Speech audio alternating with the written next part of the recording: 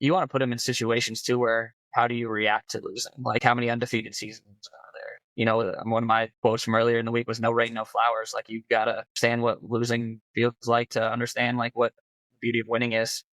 And then I'm going to use this a lot this year. I hadn't used it yet. Just saying too, like the enemy has a vote.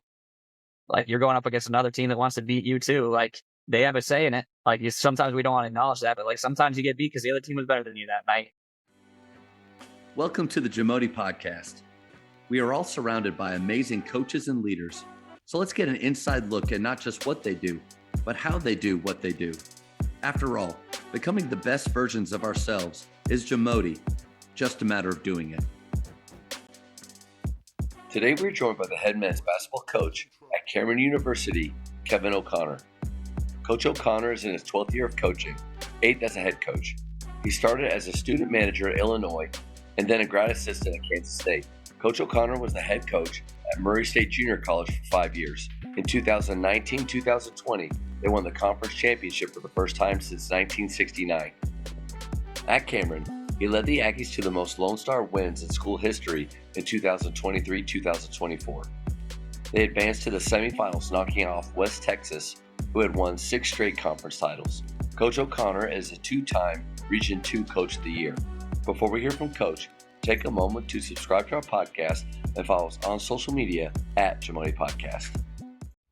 Are you ready to level up your team's skill development? Well, Bology is here to support you in driving accountability and skill development. The Bology app is more than just tracking. It's a resource for enhancing skills, knowledge, and mindset across your program. Join coaches all across the country using Bology to simplify training and empower your athletes. Let's build consistency, accountability, and skill development together. Well, I just want to first thank you so much for giving up your time coming on here and talking hoops with me. I'm excited to learn more about you, learn more about your culture, the program, and man, just really appreciate your time. Yeah, definitely happy to be here. I told you over text. I'm a listener. Definitely anytime those LSC coaches get on there, I try to listen and steal some good ideas. But just really, you've had a lot of good guests, so honored. Thank you. Man, I appreciate you listening. I'm never sure how many people do listen, but so I always think at the very least I'm getting to have some really good professional development every time I have one of these talks. So, man, I appreciate that. I know. Anytime I load up Zoom, I get a little like PTSD over like Zoom interviews and the COVID days, all that stuff. But that's an interesting point, and I think maybe a little bit a rabbit hole we could go down is what did we learn during COVID as far as things that we can use, and Zoom is one of those, not just for these recordings, but everybody, especially at the high school level, everybody has their fall parent meetings. And like everybody else, we used to have them up at Grapevine Faith, and we'd ask everybody to come up to the gym. We'd stay for an hour, hour and a half, and then we'd all go home.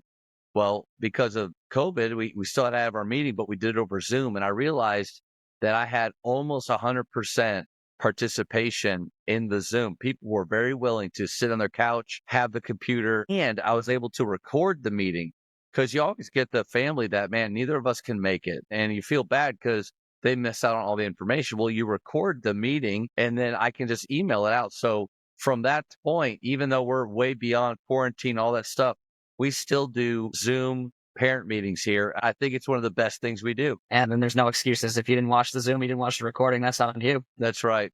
Anything from that time with all the crazy quarantine stuff that you thought, actually this is something good that we're doing that we need to continue doing? I think that, as I prepared for this to come on your podcast, I think the basketball coaching podcast world really blew up during or around the COVID era times. And I think the coaches that share and kind of don't keep secrets, and I think that's definitely beneficial because I have very few original ideas, steal from everybody. So, I think that was definitely positive. I think the coaching podcast really blew up during that time. I don't know if it's not necessarily caused by COVID, but it was. I think it's definitely helped people grow in the game. Like, I listen to yours all the time, and the Slapping Glass podcast is really good. Chris Oliver stuff is really good. Those are really my three go-tos. Man, honored to be in that group. I mean, Hardwood Hustle is one that I've always listened to and love those PGC guys. Yeah, Chris Oliver is incredible. I was able to have him on, and it's always fun to feel like, man, I am way dumber than this person I'm talking to, and that's how I felt during that one. You But don't got to worry about that today. no, that's I think you're right on the money though with the kind of an explosion of it during that time. That was a big motivator for doing this was I love getting to talk hoops with coaches, and it was really nice to go meet and do things. But, when you're kind of cooped up, how do you keep doing that? And now that everybody's used to the Zoom, it's you and we don't live very close to each other, but there's an ease of this now where before maybe in like 2019 or 18, if you said, hey, let's jump on a Zoom, I have no idea. Like it would have been a lot harder. Now pretty much everybody knows and they don't want to do it, but they can. One of my favorite questions to ask is about culture. And that I use that word, it's not that I hate using that word, but it is just, I feel like overused now. But it is important. It's the standards. It's how we show up, but not just the standards of your program, but how does your culture drive the performance of your team? Yeah, like I'm with you too on the kind of any buzzword that's super popular. Like, don't really want to talk about it too much. Like even on our couple weeks ago, we had our first team meeting, and I touched on it a little bit. And I think it was Kyle Shanahan's the head coach of the 49ers. He said a good culture is just a collection of good people pushing towards like a common goal. That's basically like not word for word what he said, but I mean, that's pretty much what it is in my opinion. It's just, getting good people who you can unite in a common way to go after a common goal. Kind of here, and pretty much this is my second head coaching job. Every job I've had, I think objectively people would say is a tough job or a hard job. So I went after tough guys. It's going to be hard to win here. We got to get guys who are tough. And that's kind of how I attacked it as far as kind of rebuilding these programs as people say, or trying to at least in the process of doing that. But, just going after guys who really love the game. I think that's super key because if I really love it. Like I eat, sleep, breathe it, go to bed thinking about it, wake up thinking about it, like if I get guys who are probably 80-85% of that love towards the game, we'll find common ground and, and build on that.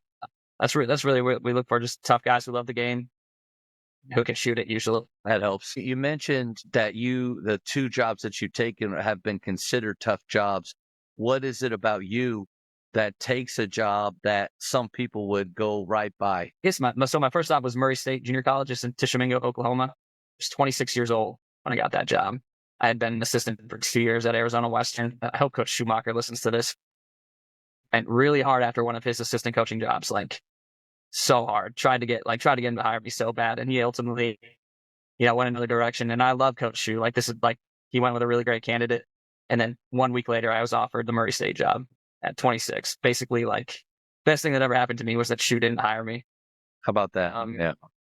So, at that point, it's probably more naive than anything. Just I thought I was going to be a junior college assistant again, then got my chance to make a bunch of mistakes. And, we weren't very good for my first 2 years. We won 8 games 1 year, 10 games the next year, something like that. And just kind of a probably naive faith in myself to get things done and get the right players in there. And really, like after so I was the head coach at Murray State for 5 years. After 5 years there, like had, developed some contacts in the Division II world. And it seemed like that was my goal to get in and get my foot in the door at the Division II level. And, Cameron was the first one to pull the trigger on me and said, let's go. Man, you're 26 years old first time as a head coach, and you have an 8-win season and a 10-win season. How do you, because I think so often we talk about our players' confidence and how important that is. I don't know if we necessarily talk about how important coaches' confidence is. Like you keeping confidence in yourself and your ability. How were you able to do that those first 2 years as you're kind of building this thing and moving it along? What kept you going? Well, I was extremely lucky to have worked for good coaches beforehand. So kind of got my start as a student manager at the University of Illinois under Bruce Weber, and then was a GA for him at Kansas State. So I knew the overall framework of what a successful program looks like, and then worked for 2 years for Charles Harrell at Arizona Western. It's a really good program there, and those guys put that jersey on and expect to win. they've won a ton there, and kind of just through that process, just had some faith in myself. At Murray State, it was, you can be a really good coach, still not win games, like especially at the college level and really the high school level too, where you can't control what your roster looks like. It was more of, I call it hacking the scholarship system, just maximizing your return on investment in players, just like dollars and cents wise. I think at Murray State, I learned how to do that fairly well, and kind of have continued it here. Those are kind of the 8 points that kind of how I think we've got it pointed in the right direction. But yeah, just, trial and error and figuring it out. And I don't know. I always have kind of felt probably in all walks of life, maybe all industries, that if you just really work hard, good things will happen eventually. And you've mentioned hard a couple times, and in your notes, you said that everything you recruit guys that are able to go hard. Everything that you do is hard. What are some of those things in your program that kind of stand out at you? Like, we're tough nosed, we're tough in these areas. I think probably, I don't know, one of the areas where I think we're pretty good is like just like 50-50 balls, and we're a good rebounding team.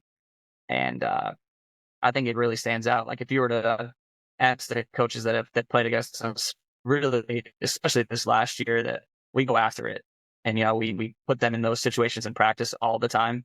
So like we practice that. I know it's like you can't really have like a clean drill to go after a 50-50 ball. You know what I mean? So like we put ourselves in situations where those happen a lot in practice, and we get good at go get them. So especially on the O glass, like we'll keep basketballs alive all the time, and get second chance opportunities a lot throughout the course of the year. Do you ever pull back on those types of drills? When you start to get into conference play, like I heard years ago that Coach K said that when they get to conference play, it's all 5-on, like nothing bone on bone at all. Are you able to kind of keep those drills and that level of intensity going throughout, or do you taper off? Not when it gets more important, but in that conference play or post season time. I hate 5-on. Like really, really hate it. Like I even said that in our team workout yesterday. Like it's a necessary evil is what I say. Like we got to learn kind of in a clean, perfect scenario, like 5-on-0, but like it's just not realistic. That's not how the game is played. And like we play a lot of 5-on-5, and like we'll back off of some of the things we do. But like we're playing full court 1-on-1 in March this year. I hope like that's what we're going to be doing. Like we're not. It's who we are. You got to practice who you are. I love full court 1-on-1. Do you find that is one of those drills that just obviously offensively it helps you, but then defensively it makes you really tough? Yeah, and it kind of fits into how we play. Like one of my sayings is no free walk-ups. Like point guard's got to feel you. Ideally below the block on the other side. So we work on it. I think it's one of the best improvements of like even just ball handling, skill, everything. Like we throw 8 seconds up on the clock. You got full court 1-on-1. We do it from a defensive rebound and give you a point for an offensive rebound. And then you reset, usually do it from a free throw block out. And we have one of those plugs that goes in the rim. It's really easy to get in and out. We work on it. I mean, you can't hide when it's full court 1-on-1. Wait, so say that again. You put a dome or something on top, and then they play, and yeah, there is a. So we have one. Yeah, so we'll usually do it from a free throw block out for 1-on-1, where I'll shoot it. It's going to be a miss. And if the offense can go and get it, they get a point, and then they reset. So if you're in there for a while getting up offensive rebounds, you get exposed. Yeah. I was like, we do it. I call it tag up progression. And I think we'll probably talk about tagging up a little bit. I had it in my notes to talk about. If we get to it, we get to it. But, like we go from 1-on-1 full court to 2-on-2 full court, 3-on-3, 4-on-4, 5-on-5. We do that, I would say 80% of the practices, if not more. And it takes a while. Like it's probably, if you go from 1-on-1 all the way up to 5-on-5 ODO at the end, probably an hour of your 2-hour practice. But within that, you're working on, like I said, there's a ton of 50-50 ball scenarios. There's a ton of like, just go get it. And then if you do go get it, then you got to handle pressure from wherever you get it from. That's kind of how we play. Is how we play. Yeah. To go to the offensive rebounding and tagging, you mentioned it, that being one of the things that really makes your program different, that you stand out. Man, I'd love for you to go a little bit more into that. Yeah. So this was one of my like internal debates coming on here. Like, what do you share? Don't over to share. Yeah. I talked to a couple people about it, and just like I was picking Zane Gibson was actually one of them. He's the head coach at Fort Smith, and they just left the Lone Star for the MIAA. And I called him. I was like, "Well, like, what if I share this? Like, am I sharing stuff you guys already know that going against me?" He was like, "Yeah, pretty much." And then who else was I talking to about this? I can't remember. But basically, I think soon enough you're going to see almost over half of college basketball teams tagging up. Basically, it's just a controlled way to hit the offensive glass. And then if you don't get it, you have your defense set from there. It's kind of like if you were to play pickup, right? You check the ball 5-on-5, guard who's guarding you. It's the simplest way to get matched up, right? So that's how we crash the glass offensively. Like you go force your box out into the paint as deep as possible while keeping yourself between your basket and your man so nobody gets behind you. And then if you tag up on your box out and they get it, you're just nose to nose pressure jamming the ball from right there. So I think it's a great way, simple way to play, logical way to play, and it takes teams out of transition really, really well, actually, in my opinion, because as soon as you get it, you can't really advance it because I'm going to be right there in your face. Like you're going to be thinking about me. Yeah. And then it kind of slows up. And gives you a chance to, if you do make some mistakes, whether you over pursue or, crash to the wrong side, crash to the low side instead of the high side, it can make up for some mistakes in that way too. So we send 5 and then we jam with all 5. And you find you get more offensive rebounds doing it? Yeah. So I don't know exactly like the rankings. We got over 40% of our misses as a program. I think it's the best in D2. I'm not 100% sure. I won't stand 10 toes down on that, but it's up there. It gives you some margin for error too. Like, I mean, I grew up in New England, Western Massachusetts, huge Celtics fan. And I mean, the way they kept balls alive and got second chance opportunities, like it's the reason they beat the Mavericks, in my opinion, one of the main reasons in the finals. So yeah, I think it helps. It gives you some more margin for error too. If say you're off and not making shots that day, or just some things that you can't control in the game. But if you can get more field goal attempts, even if it's a lower percentage, you got a chance. That 40% is huge. I mean, 33% is a really good goal. So you're way above that. Are they able to, let's just say the block out, the hit is around the 3-point line. If they can beat the guy and just go straight in, almost untouched, are they allowed to do that? Or do you still want them to get behind their defensive player, and just push them as deep as they can? Like, do they have the ability or freedom to beat the guy? So we had 2 big guys last year who could just go get it. And those guys really don't have as many rules. And then we have a really good wing named Lavelle Broadnex. He's from Saginaw, Michigan, who's I don't really put too many constraints on him. Just go get it. But other guys, especially initially, like getting that discipline of how to properly do it in the right spots, keeping your guy between you and the basket. Those are things that happen all the time. And like I said, in tag up progression, like there'll be guys who over pursue, and then if you over pursue 1-on-1, your guys by you, like you're going to give up a layup or a dunk. So just like that's where we really instill those habits to where like you're crashing really hard, but at the same time not giving up any advantages to the offense if you don't get it. So it's that like risk analysis that you're trying to get them to develop in real time as the ball's in the air, where there's a lot of other things going on. So we just try to get a bunch of reps doing it. That takes a lot of discipline and control, I would imagine. Yeah. And I mean, it is high risk too. Like, but there's probably gonna be coaches who listen and be like, I'm going to give up layups. And if you guys got guys who aren't completely bought in, or, you can't just have great effort with it. You have to have like effort and intelligence with it for it to work. And really, if one guy breaks down, the whole thing can break down. That's transition defense though, in general.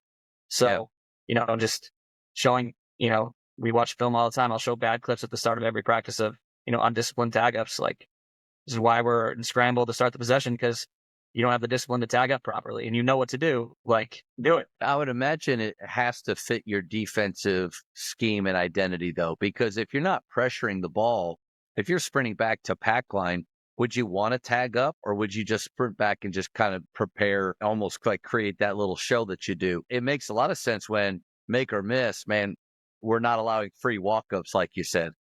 Yeah. I think he could be adaptable to where Yeah. like when we tag up, we're pressure 94, we're flooding gaps and trying to slow you up and then just beating your face and make you uncomfortable. Um, I felt like at the Division II level, there was a lot of guys that want to walk the ball up, are way smarter than me, want to run their sets, run their stuff, and like if we can just prevent them from the trigger spot where the PG has to get to, if they can't get to that spot and then they can't run that set, then like that hopefully favors us. So one of the just like little things to think about too. So, but I think you could still do it. Hit the glass, pressure, and maybe your pressure after you tag up is a little bit sagged off from there, knowing that that's what you want to get back to. Just not who we are, our identity. We just want to be, you know, if you're walking down the street and somebody's right in your face, you're going to be uncomfortable. So that's what we're trying to do. I like that. I would imagine too, it can create some chaotic possessions for your opponent when if the non-primary ball handler gets that first rebound, and instead of just having a free outlet that's nice and easy, some of those bigger guys, they're not very comfortable passers. And so if you're tagging up on the point guard and making that pass really hard, that big guy is reluctant to make it. If you can get him starting to put it down like anybody but the primary, putting it down on the floor against pressure, that seems like it's a win.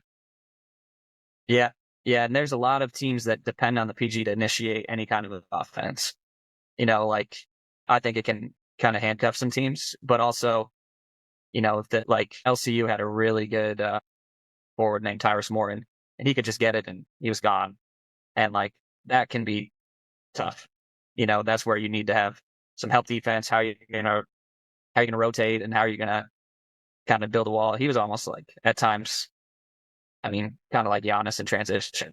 He could just go get it. Like he was gonna go get two if he had a head of steam. So there's some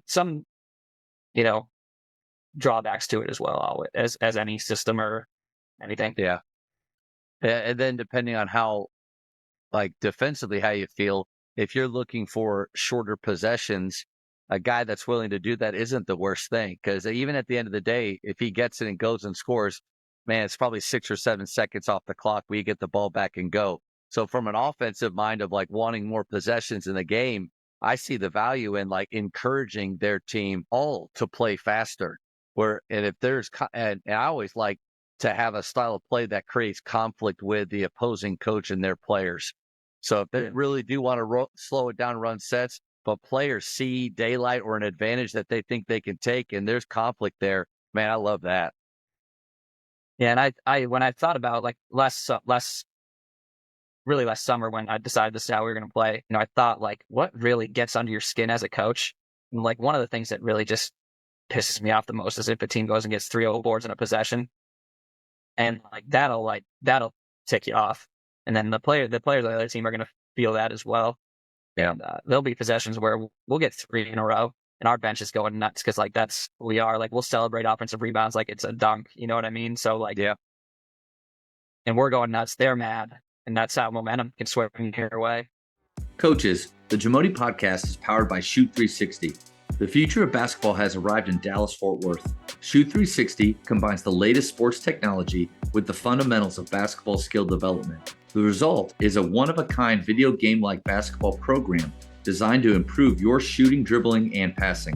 Visit shoot360dfw.com to learn more and register for your free 1-hour workout evaluation. Shoot 360, the future of basketball is here.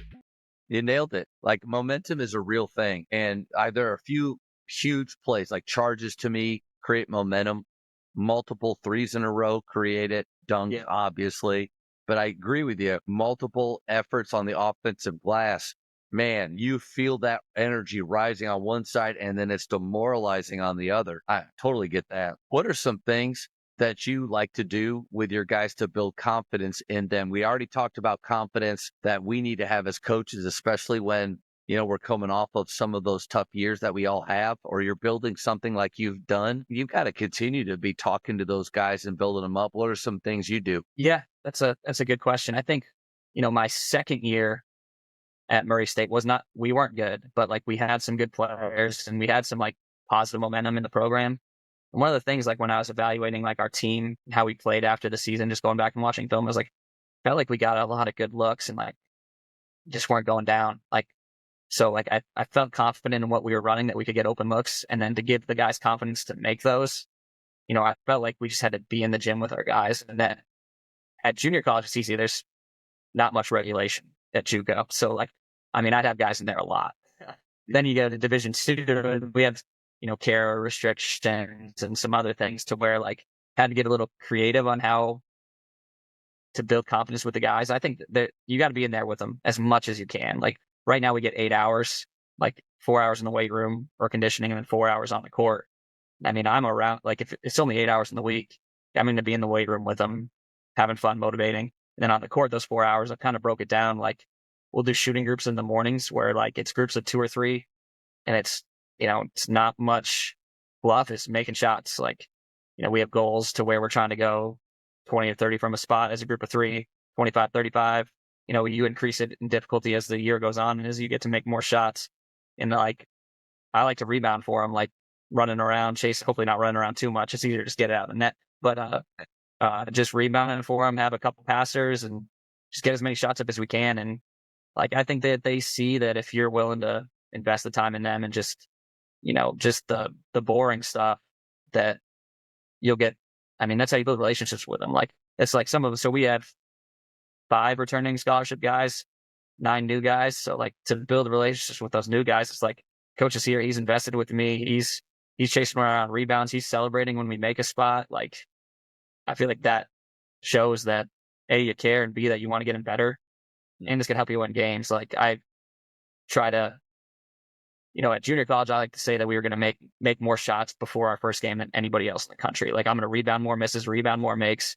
Probably hard for me to say that here with some of the restrictions we have, but I mean, I think we're in there as much as possible without breaking any rules. No, but that's a really good point. I think so many coaches, when we're talking with each other, one of maybe the complaints or gripes or wishes that we have is that we'd have more guys in the gym. Like, I just wish they wanted it more or loved it more. Well, we got to ask ourselves a couple questions like, are we opening it? Are we giving them opportunities? And then if we are, how invested are we in that time? I'm guilty of bringing my computer into open gym and getting on it and getting work done. And what it maybe I could do a better job of when I ask them to be there. I'm obviously opening the gym, but like in the off season or in open gyms, I can't really train them. But man, I could have conversations. I could get more touches. I could see how I could watch them train and see what the ups or downs are. Maybe get a feel of where their confidence is in that moment. I think it's a really good point, Coach. Yeah, and like I think college coaches can be guilty of this. I was guilty of it at times. Like I talked to somebody who works for Rick Barnes at Tennessee, and he said like college coaches, like you got to prepare practice. Explains I don't have to teach a class. My job is to coach basketball.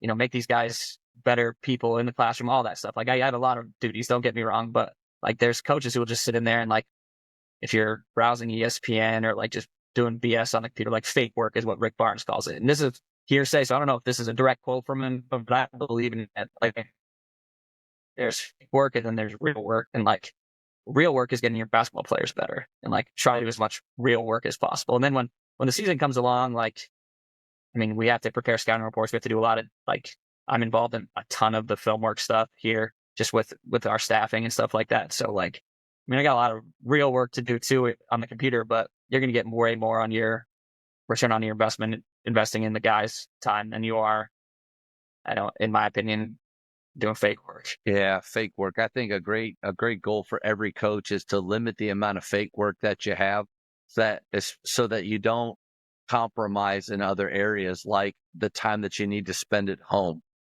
right? Like you don't stay up at the office, work longer hours and compromise at home when you really could do less but accomplish way more. I think we're all guilty of that. We like to be up at the office. If you have assistants that are full time and want to stay up there with you, you can just start. That time can go by, but man, are we really maximizing the time we have? Yeah, I think that's like I'm not a patient person, so being as efficient as possible, like it's definitely high on my list. Yeah. So in kind of preparing for this too, with your notes, you've said the question is, how do you handle defeat with your team? You said you have a lot of experience in losing, so you feel like you could talk about that. Well, like you said, when you take tough jobs, though, and you're turning programs around, that you might experience that. You haven't experienced that much, or at least it hasn't been that long. You've been able to turn these places around pretty quick that you've gone. But how in the past have you handled defeat with your team? I think that and the question you asked, I think you can frame it a couple different ways. Like directly after a game, I think is what like my mind went to initially. And, I've gone back and forth on how to handle a loss. And I mean, I don't handle them great ever, but, I think the more you can be brief and like, I don't know, I think there's like a saying, it's like the laws of threes. These are three things we needed to be better at. I always revert back to our game plan as if did we execute our game plan correctly, and like just, trying to be as brief as possible, and just, they're emotional too. Like you gotta really truly believe that none of your people in your program want to lose. Nobody wants to lose. So just, giving them some time to think about it. And like, I got to think about it, watch film, and then really evaluate and see what we got to get to the next day is kind of, I'll watch film that night, won't sleep much after a loss. And then just, I'm a big solutions based person. Like I'm not going to go in there and complain. Like we didn't hedge correctly, or we didn't have good transition defense. Like I'm just going to throw those wide, open ended statements out there. Like, okay, we didn't do this. We have to do A, B, and C to correct it. Like very solution oriented. So I feel like that's the best way to fix issues or fix problems, or try to. That's so hard to do right after a game, to not just let that word vomit come out that based on things you think you saw. I mean, Coach Drew said it best. He's like, he tells them that we're going to watch the film and we'll have a plan to improve tomorrow, because what he said, what he thought that he saw a lot of times, it's different when you watch the film. And so, Yeah. but if you go off of those just reactions that you have, in that moment, and you're wrong, you can't take that moment back. And you could maybe try to apologize. Hey guys, last night, I know I said this, but after I watched, we're actually okay in that area. The damage has been done for about 12 hours in between when you say, Yeah, that's all they're thinking about. when you're working with them. Yeah. Yeah, you can, and if you do that too much, you can lose some credibility. Like, does he really believe this, or is he going to change his mind tomorrow? Like, it can snowball on you. I think I've tried to think about in the past, what would a worry be from a coach of not talking to them right after, of not expressing how frustrated we are? Because I think a thought could be, I want them to know how badly that I care. I want to see how badly they want to win. Like they need to feel this. Like maybe I was wondering, maybe some coaches feel that way. But then I thought to myself, if you're unsure of how badly they want to win or lose in that moment after the game, if you don't know your team at that point, I think you've got to rewind the clock and go back to how you practice. Are you practicing in a competitive environment that is creating winners and losers, and you're getting to see who wants to win and who doesn't, how competitive a team you have and how like you don't? If you're waiting to find out after a loss or guessing after that, man, I think that's a scary place to be. Yeah, definitely. Like one of my, emphasis of the day, Coach Weber always started every practice with an emphasis or a quote. Is like, I think mine today is going to be like, games aren't won and lost on November 8th and 9th. They're won and lost right now in practice and the habits we're instilling and what we're doing. Like, you don't be mad after we lose on game night. Like, it's because it's what we did, the weeks and months prior. Like, so it definitely, I'll bring that up a lot. Shawnee Harley was a Canadian Olympic coach on the women's side, and she now has a program called Winning Matters. And we had a long talk about winning and losing, what losing means to coaches. That was really hard to listen to, and how our feeling about losing sometimes really affects our players and our teams. But she mentioned that having a team that's not afraid to lose is a really dangerous thing. And so I tried to press her a little bit, like, how do you create that? And she's like, well, let me ask you, like, when a team loses, what do? I'm like, well, they run, like they have some kind of consequence. And she said, does that help them to fear losing or to not be afraid to lose? And I was like, wow, well, it probably makes them afraid to lose because they don't want to have to do the consequence. And Coach, I've been wrestling back and forth. Like today, we played small advantage, big advantage, one-on-one, and it's really simple. We had defensive player heel on the 3-point line, offensive player ball in the back, and as soon as the rip happens, either way, it's live. And they just played to the death. The death just means either a score or defense gets the ball back. No out of bounds. We just play. But I just let them play for those 5 or 6 minutes. We didn't keep score. We didn't have a winner or a loser. And part of my thought was, man, the drill is great, the skill is good, but I losing a bit of competitiveness because we're not keeping score and there's no consequence for losing. So I'm just going to ask you, how do you create competitive team? Does it have to be with a winner and a loser and with a consequence, or is there another way to make them so competitive and they don't have a fear of losing? That's a lot right there, Coach, but I'll let you run with it. Yeah, I'm a big believer in keeping a score on almost everything we do. I think a team score. So like, even though like when we're doing 1-on-1 to 2-on-2, like I keep that score running throughout the whole segment. So like they're invested. If we're starting 1-on-1, you're rooting for that guy to score on that guy because he's on your team. So I'm a big believer in keeping the score, but also, I mean, there's times where like skill works. There's certain scenarios where to get maximum amount of reps, like you're gonna need to maybe not always have a score on some things. One thing that we do, and don't know how translatable it is to maybe some high school levels, but I have 3 graduate assistants, and we'll do, I'll throw a player on there. We'll do a bunch of reps just 4 on coaches, or where our guys are out there guarding our graduate assistants, or and there's some level of joy to that. Like you don't want them to score, they're trying to score, like makes that fun. Like so we'll rep at the start of practice so yesterday we're going through sliding dribble handoffs, big on little, like where we just open up, let them through, reconnect, and like we're working on that in a fun scenario where it's just like you just don't want them to score for pride. And the coaches score, like they let them know it's fun. Like I'm chirping them too. Like so that I think you can create some joy and some fun in some of those aspects where it's like maybe we're not keeping score, but like it's a pride factor to it. I think that's a way to maybe get around, the guys aren't going hard type of thing because there's no consequence. I love that. I think you're right on the money. Anytime that you can add more fun to it, even with competitiveness, I think it's a good recipe to get the best out of your players. And one thing I did do with the guys, and we continue to talk about, is what does losing mean? It's kind of like shot selection. Your job, it's like what Doug Novak said, your job is to take the shot, not make the shot. So when that's the mentality, is your only responsibility is to make it. It takes the pressure off of making it. You're only supposed to take it. It takes the pressure off of making it. So what if like your only responsibility is to compete and to play hard?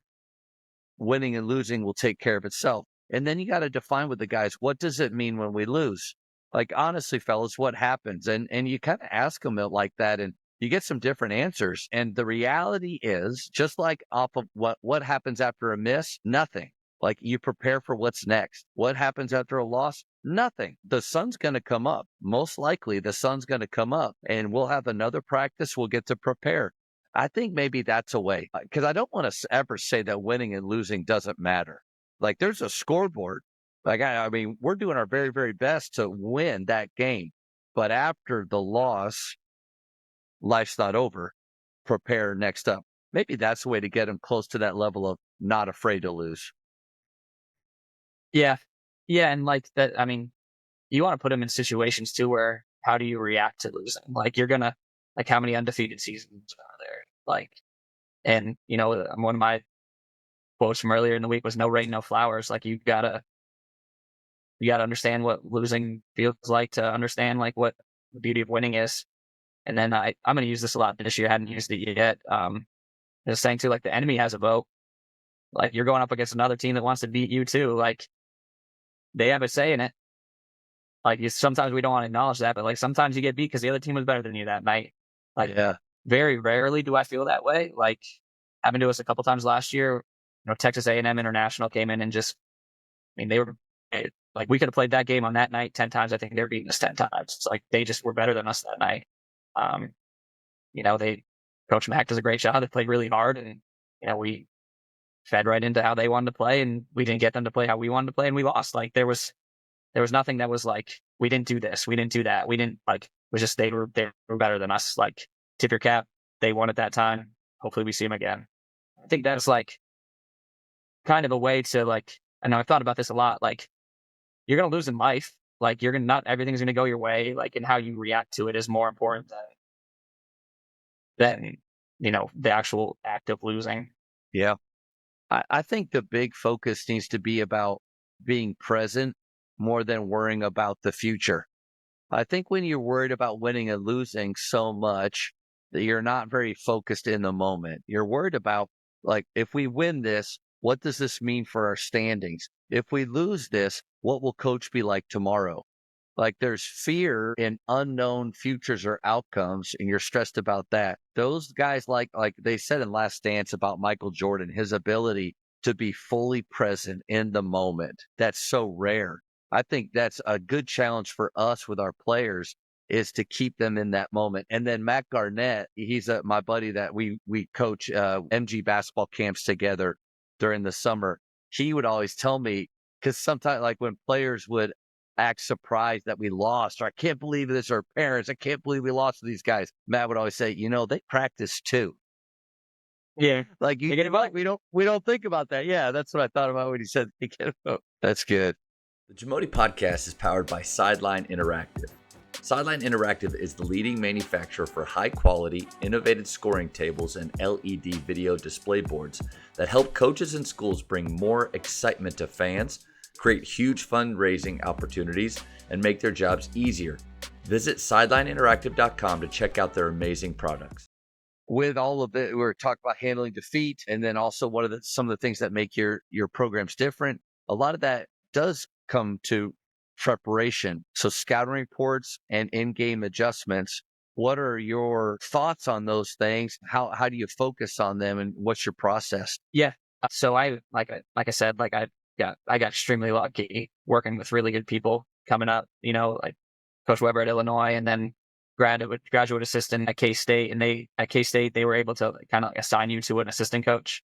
So I was pretty much Chris Lowry's graduate assistant. So like anytime, and he's made Coach Weber a huge impact. Chris Lowry way up there too, as far as like when I was his graduate assistant for 2 years, if he was watching film, I was watching film with him, and like perfect time for me to be doing that too. Like I wasn't married, didn't have kids yet, anything like that. So he would be watching film. I'd be watching it at the same time with it, and he'd run it back and be like, this is why I'm running it back. This is why I'm watching this. This is why we're doing it this way.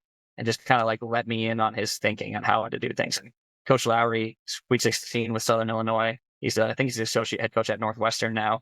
It just really prepared for scouting reports and more detailed better than anybody I've ever met.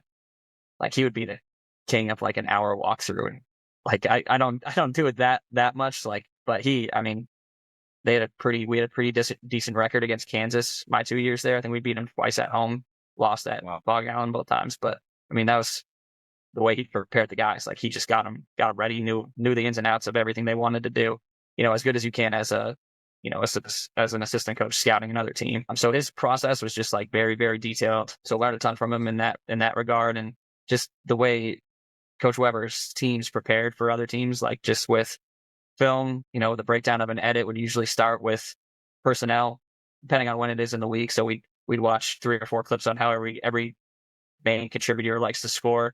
From there, we go to transition. How do they play in transition? Is it slow? Is it fast? Are they kicking it up the same side of the street? Are they crossing the street? Are they, how do they play in transition? So a couple clips of that, and then more breakdown into like, okay, these are the 3 to 5 go-to sets or however many, and then 3 clips in a row of them running Kansas, say 2-game high-low, something like that. So we're watching that, talking about how we're guarding it, breaking down how we're guarding their main actions, and then we finish up with special teams, which is just BOBs and sideline out of bounds. So that's kind of the breakdown of like how we prepare for edits. I haven't been as big as like some of the Division I schools are, I think, on like the paper copies of scouting reports. I just feel like the guys learn better, more like just watching how they score and just kind of like a field-based thing. Like you can write, he's going to write left crossover and he's going to pull up going left. Like, okay, you read that, then like, how do you like, I think guys learn differently. Like we'll have some scouting reports. We use Fast Scout, things like that. But and then kind of how we prepare for like a specific team. So Lone Stars Thursday, Saturdays, which can be a quick turnaround for those Saturday games. So what we like to do is like really Tuesday, Wednesday, we're really preparing for our Thursday game. And then on Saturday, usually Monday, Tuesday, I'll have some things sprinkled into workouts where we're working on that Saturday game plan without them even knowing it or me bringing it up. So we're not looking down the line at who we're playing Saturday, but maybe they're doing a lot of horns, angled step up ball screens. We're working on where we're tagging from, something like that. And maybe 4-on coach is something as simple as that. And that way, once we hopefully win on Thursday, when we get to Friday, be like, these are their main actions. We've already worked on some of this stuff, guys. Like we don't have that much time, but we've already got started on it. So it's kind of how we have attacked just scouting reports and game planning and things like that. And, we have, like I said, we have 3 graduate assistants here. So like what kind of our process for that is like, I'll watch 3 to 5 of the most recent games, kind of make like I call it the skeleton of an edit. Like basically these are like the main things I want to see.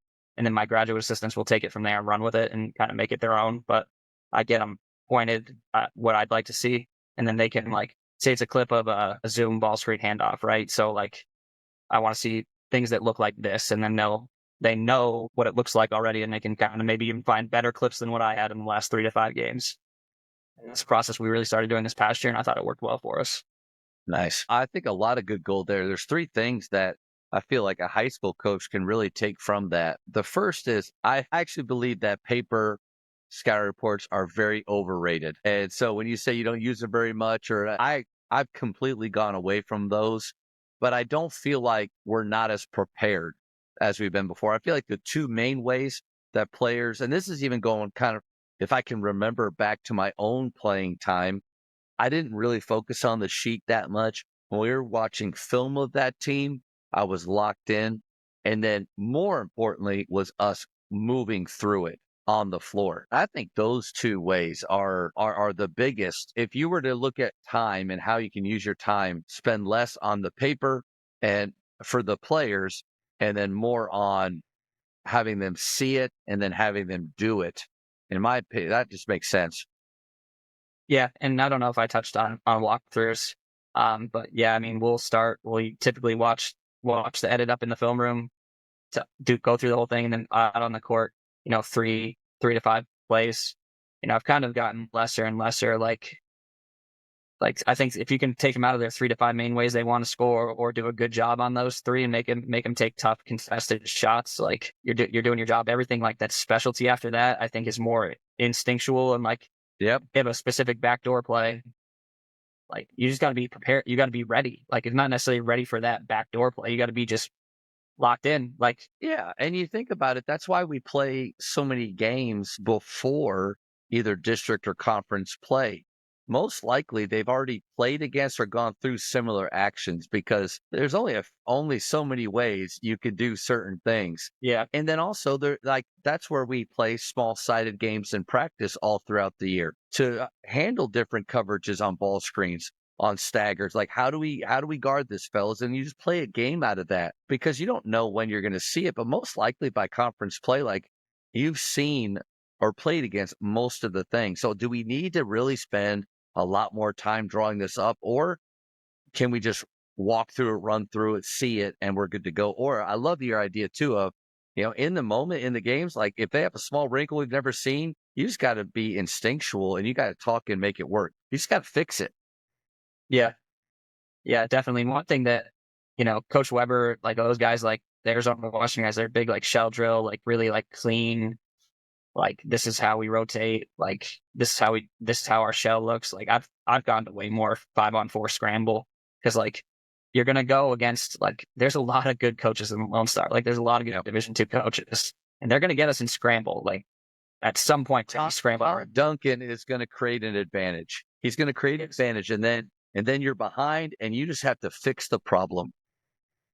So just like we worked on that for 40 minutes yesterday. It's just 5-on-4 scramble, and I think that's like one of the most important drills we do, because not only are you working on like how you're reacting to how the ball's moving and trying to get out of scramble. Like I say, like the backbone of any good defense is a great closeout. Like a great closeout can get you out of scramble, but also like the goal of any offense is to get defense into that scenario. So then how are you playing in that? So I think it's great, both sides of the ball. I've never been accused of being a good defensive coach. I think so. Maybe on the offensive side, we're able to do some things, but I think defensively we've improved over the last few years because I've gone away from organized shell almost completely, and we play a ton of 2-on-2, 3-on-3, 4-on-4, 5-on-4, 4-on-3, like small-sided games or disadvantaged games. And the more that I can get them uncomfortable and just figuring, you guys have to figure it out. And it's almost never the same pattern, never the same rotation. Like you said, we're rarely surprised in games, and we're able to fix things quicker. Yeah, I mean it's finding solutions in real time. Like yesterday in practice, we were doing scramble. Shot went up, showing the weak side. One of our guards had two guys to box out, like because you're down to one. He was like, "What do I do?" And I said, "If you can't process the information fast enough, I'd go clear out the big guy who's closest to the rim, and then maybe one of your teammates can get you back." But like I talked about, putting guys in scenarios to go get the ball. Like, I don't know, you got to go get the ball. Like, I'm sorry, there's no perfect technique on how to, box out when you got two guys. Like, that's not something I can coach. I can put you in that scenario and see how you adapt and see if you can figure it out. But like, and players just figure it out. You might fail. You may block out the big one and the other guy gets it, and you better slide over and wall up real quick on him when he has it. And then hope and pray that your teammates have your back sliding in there. So yeah, I love that. The idea of putting them in situations that are super hard, that they've got to just like grit their teeth and scramble to find a way, but then understanding, golly, you might get scored on or they might win, but next, let's just play again.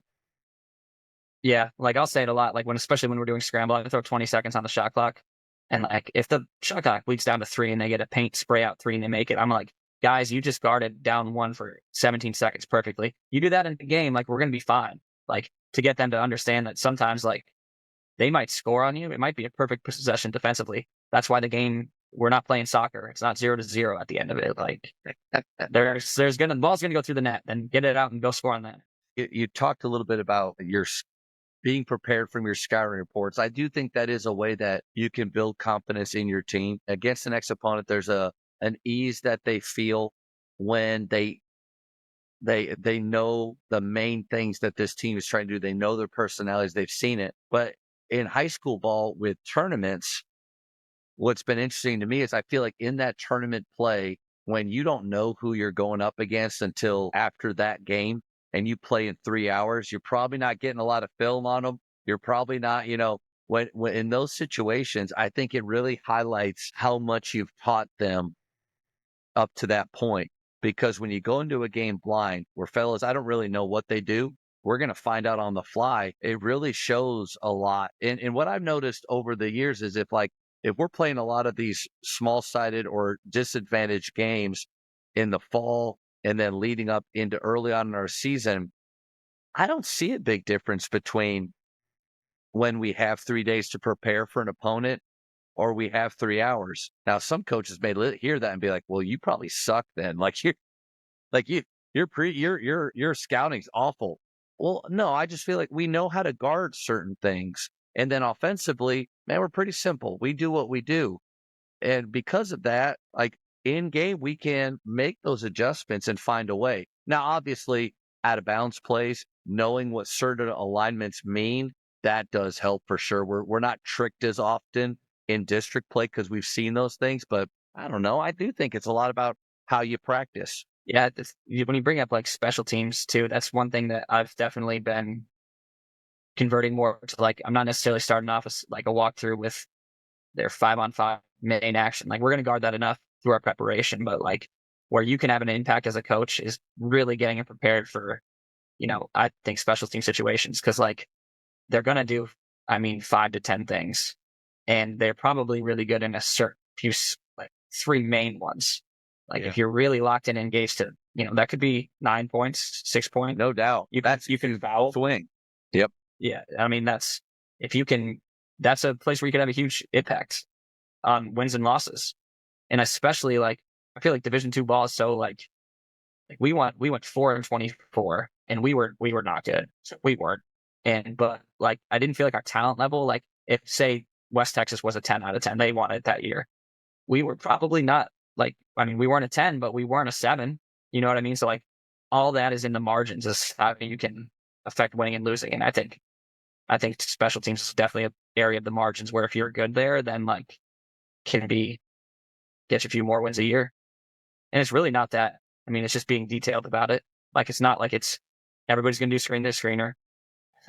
Like everybody's gonna have a couple go-to actions, whether it's a gate play or like a stagger, or they're running the point guard back out off into action. Like you can be good there with not all that much time to be put towards it, in my opinion.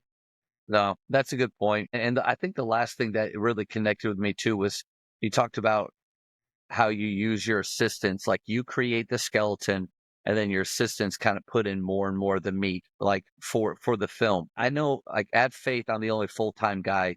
And so I'm very reluctant at times to ask my part-time assistants to do a lot outside. But one, that's on me. Like if I haven't asked them, do you want to do more? Like, would you like to be involved in scouts more? Then I'm just guessing how they're going to react. That's dumb. But if they say they do want to be more involved, and I got to give up some of that control and I got to let them do that more, because I think maybe they could even be more helpful in game time because of the time they've spent watching this opponent, for those adjustments, for seeing things that are about to happen, for reminders of, hey, after the timeout, be ready for this. I think I need to use them better. And a lot of head coaches, I think, are control freaks. And maybe there's some out there like me that need to give up some. Yeah. And I think like probably, I don't know, one of the best ways to learn is to teach, in my opinion. So if you give them some responsibility, like, hey, teach them how to guard this, or teach them, they're going to retain that information faster and help you in game probably more. One of my favorite things to ask coaches is a rule change that they would like to see, because this takes in all different types of areas. Man, what Jamin Copeland over at Ave Maria said, no player foul outs. You can't foul out. You just keep racking up. You shoot like at 5, you shoot your 2 free throws, but no players. Like it's the only sport in the world where the best players on that team can be disqualified, like at some point, besides like a red card or targeting or something like that. Yeah. But so I like the no foul outs, but what's one rule change you'd like to see and why? I think mine is probably not controversial, and I think it should get passed through. If I pass you the ball and you shoot it, the defender doesn't touch the ball, doesn't block it, and it lands in the crotch of the rim, it should just be automatically the defense's ball. Like if you shoot it so fast, it's stuck in the rim. It's the same logic as if I shoot it and the ball hits the back of the rim and goes straight up and hits the wire. That's the other team's ball. It's not possession arrow. I just feel like you reward a bad shot. Like that's it should never do that. It should never do that. That's way worse than it hitting the back of the rim and bouncing up and hitting a piece of the goal, which you could almost argue, like, why don't we play that? Like, why can't that be live? It's a part of the apparatus, right? Like, anyway. Volleyball does. Right. Yeah. If you hit the ceiling on your side, play it. That's a great point. But I think that the wedging it, like, you're right. It's a bad shot. Why are we going to the arrows for that? Coach, where did that come from? Like, why did it start that way? I think I just got really angry when a guy just took a terrible shot and then they got the possession arrow.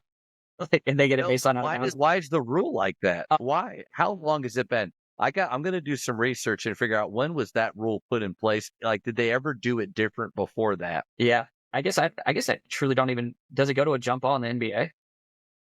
Doesn't happen with the best shooters in the world all that much, but yeah, Curry isn't doing it that much. I think they do jump right around the free throw line, the circle. The only part where it could get a little bit difficult for refs to call it, they have a tough job, is if like I go up for a layup and it's like blocked in there by the defense, that can be a tough read. That should probably go to a jump ball. Yeah. Or it's their ball. It's like it's out of bounds on the guy that blocked it into the rim. You take it on the baseline. I don't know. But I don't like going to the arrow. I think that can mess with the flow of the game in another area, and it shouldn't. If you shoot it that bad and it goes in the crotch, like, you're penalized. Like, get back on. That's a turnover. You know what? It's a turnover, and you have to sub out. I like where we're going there. Coaches, the JAMODI podcast is powered by Scoreboard Media. Scoreboard Media works with high schools across the country to run professional sponsorship programs on their LED scoreboards. Whether you already have LED and you just want to supercharge the revenue, or you want to use sponsorship revenue to buy new LED video scoreboards, Scoreboard Media can help. They work with sponsors and advertisers locally, regionally, and nationally who want to connect with your school's community. Email info@scoreboardmedia.com to start the conversation and see what's possible. Coach, the speed round. These are going to be quick questions. The first thing that pops in your head, just blurt it out. Ready? Okay, let's go. Favorite ice cream flavor? Ben & Jerry's fish food. I'm not a big ice cream guy, but that would be, if I were to go to the gas station and get something, that's what it would be. Okay, let's just say like a sweet of some kind. Like what's your go-to? Really not a big sweets guy. Good for you. All your Got other vices. greatest shooter of all time. Curry. Your top 3 dinner guests that you could choose from any time period. See, I knew you were going to ask this one. So I didn't even prepare for this. So it's going to be a truly speed round. I would say my grandfather, who I never met, passed away before I was born. Brad Stevens, because I think he's the best basketball mind on the planet right now. Good one. And I would say Mark Cuban. Love the grandfather one. Very that's really cool. And then the other two, I think they would be pretty close on my list too. That'd be fun. For high school, shot clock or no shot clock? Shot clock. I graduated from high school in 2008 in Massachusetts, and we had a 35-second shot clock. 2008. All 4 years of high school. So I don't. Did you Come on, hear that, Midwest, Texas? get with it. Did you hear that? UIL and TAPS. Let's get it done. There is one classification here, SPC, they've had it for 2 years now, and it's been going just fine. I'm just wondering, like, you've been to Dallas, Fort Worth, like, and in Texas and Houston and San Antonio, like, and especially at the 6A, 5A level of public school, there's amazing basketball, and they need it. Like, so let's just start there and then see if it can trickle down. I would love it. I would love it from a defensive perspective. Offensively, I don't care. But defensively, like, I don't want to play such good defense that it takes them 45 seconds to shoot a shot. Like, I'm tired of that. Yeah, and what's the goal of high school athletics is to prepare them for their next step in life, right? Like, if it's hoops, then they're going to play with it. Like, I don't know. I don't know. You see all the gyms and all the money that flows through Texas for high school athletics. It's feasible. Come on. Yeah, no doubt. Allen could pay for all of us. Allen High School with their 7,000 students, and what about 4 quarters for men's college basketball? See, I've been different about that. Like, we have so many media timeouts. Like, I don't know. I think our game flows. Like, I wouldn't be opposed to the change, but I'm not, picketing that we need quarters either. You're not dying on that hill. Let's see. Favorite holiday? Thanksgiving. I feel like that's like basketball starting. My birthday's around that time. I have the guys over in my house majority of the year. Like, I think that's a good one. You're up 3 on defense with 5 seconds left. Do you foul or no foul? Well, we almost lost the game in the Lone Star tournament this year in that exact scenario because we had a guy at the line who shot like 80%. If he missed the first, made the second, we'd be at 3, we'd foul. If we made both, we wouldn't foul. If we missed both, we wouldn't foul. And I told the player all those scenarios like I just told you, and his head was like spinning. And we fouled up 2 and had to go to overtime to win. So I always foul up 3. Yeah. But my solution to that is, anytime I'm just going to be like, just listen to me. I yell a certain color, you're fouling.